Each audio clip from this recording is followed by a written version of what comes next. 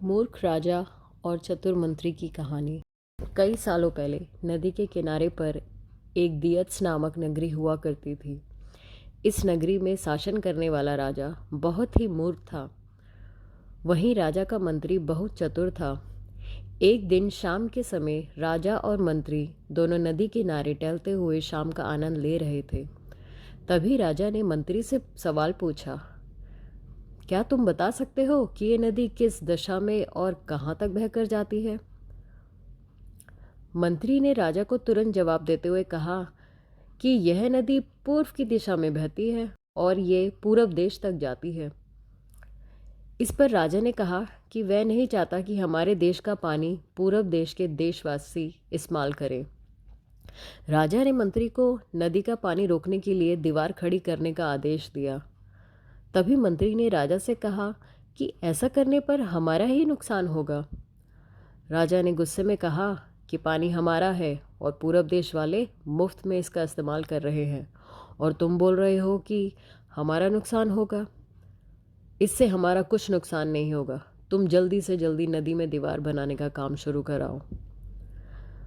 मंत्री राजा की आज्ञा का पालन करते हुए कारीगरों को बुलाता है और नदी के पास दीवार बनवाने का काम शुरू करवा देता है।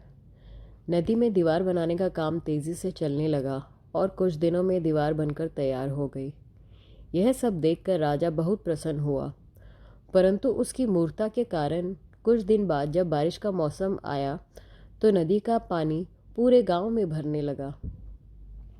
धीरे धीरे पानी लोगों के घरों में घुसना शुरू हो गया और इससे परेशान होकर नगरवासी एकत्रित होकर मंत्री के पास आते हैं। मंत्री उन्हें आश्वासन देता है कि वह इस समस्या का हल ढूंढ निकालेगा। लोगों की परेशानी सुनकर मंत्री समाधान निकालने के लिए एक योजना बनाता है।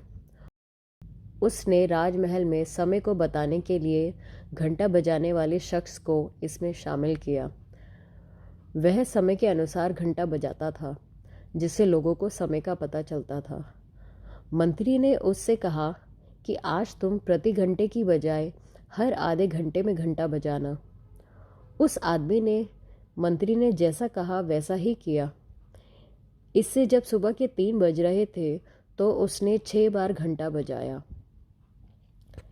6 घंटे सुनकर राजा और सभी नगरवासियों को लगा कि 6 बज गए हैं और सुबह हो गई है।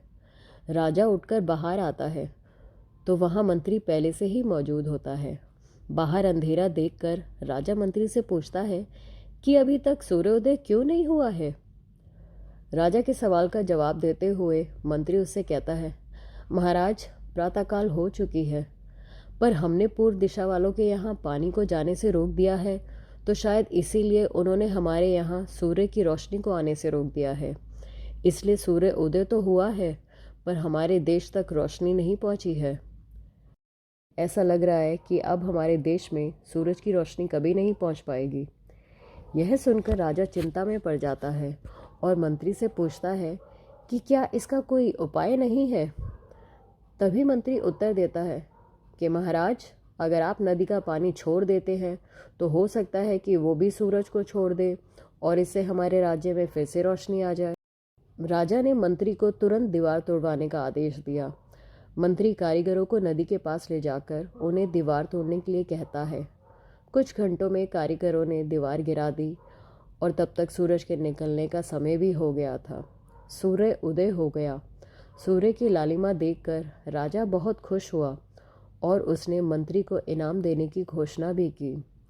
राजा ने मंत्री की तारीफ करते हुए कहा कि मंत्री जी, आज तुम्हारे कारण ही हमारे राज्य में फिर से सूर्योदय हो पाया है और तुमने हमारे राज्य को अंधकार से बचाया है।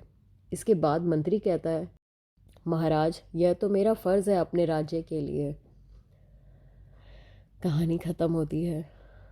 इस कहानी से हमें यह सीख मिलती है, कभी भी दूसरों का बुरा नहीं करना चाहिए और ना ही उनकी तरक्की को देखकर उनसे जलने की भावना रखनी चाहिए। Thanks for watching.